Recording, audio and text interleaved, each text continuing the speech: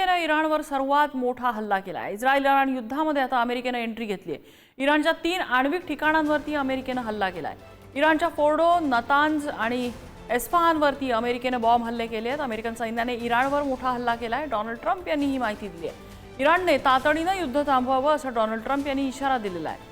इराणने पुन्हा हल्ले करू नयेत तर आम्ही हल्ला करणार नाही असं डोनाल्ड ट्रम्प म्हणाले आणि मध्य आशियात आता ही शांती पर्वाची सुरुवात झाल्याचं त्यांनी विधान केलेलं आहे। Tonight I can report to the world that the strikes were a spectacular military success.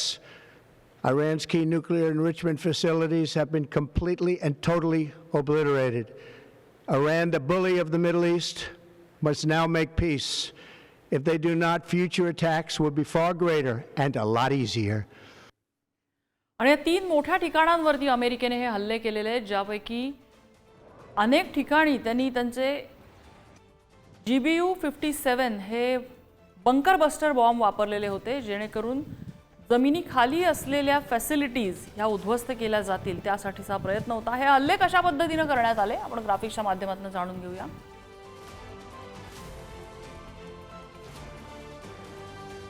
GBU-57 bomb ज्याची किंमत 3.5 मिलियन, वजन 13,600 किलो, स्फोटकं त्याच्यामध्ये 5,342 पाउंड स्फोटकं नेण्याची क्षमता आहे। जमिनी 200 फूट खोलवर हल्ला करण्याची GBU-57 ची क्षमता आहे।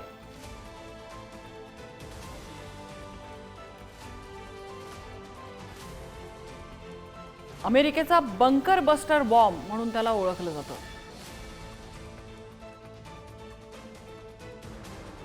तर B-2 स्टेल्थ बॉम्बर ज्याच्या मदतीने हा बॉम्ब टाकण्यात आला, त्याच्यामध्ये ते स्टेल्थ कॅपॅसिटी असते, दृश्यमानता कमी करून शत्रूला चकवा देण्याची यंत्रणा यामध्ये असते, अत्याधुनिक रडार, नेव्हिगेशन, शस्त्रप्रणालीचा यामध्ये समावेश आहे।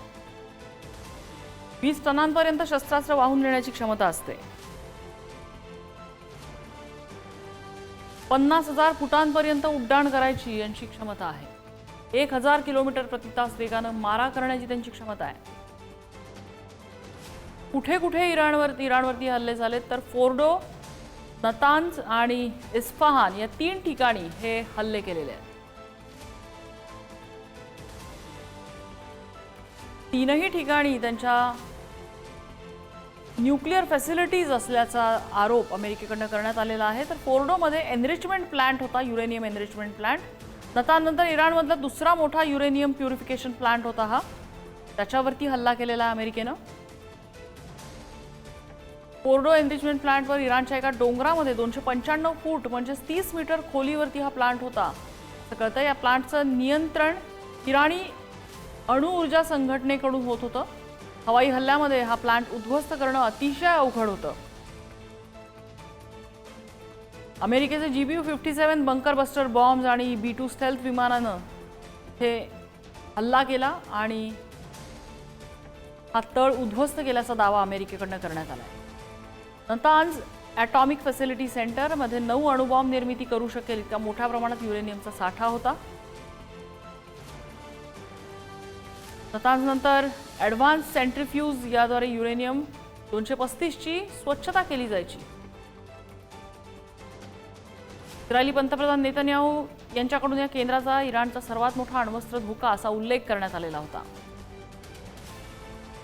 या केंद्रात युरेनियम कन्व्हर्जन व्यवस्था होती, कच्च्या युरेनियमचं गॅसमध्ये रूपांतर करण्याची क्षमता या ठिकाणी होती। इस्फहानमधला हा केंद्र परमाणु टेक्नॉलॉजी सेंटर, इस्फहानमध्ये इराणचा सर्वात मोठा एअरबेसही आहे।